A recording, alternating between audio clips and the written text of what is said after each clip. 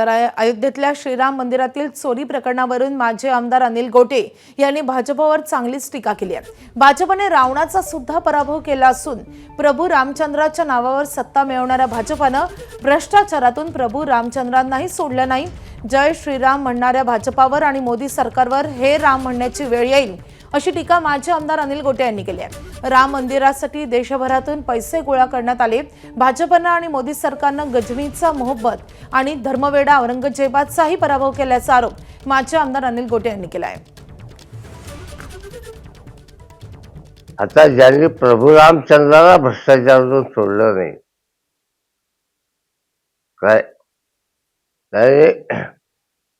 Aurangzeb, Genghis Khan, मृत्यूभंजक Afzal Khan काय या सगळ्यांचा यांनी पराभव करून टाकला।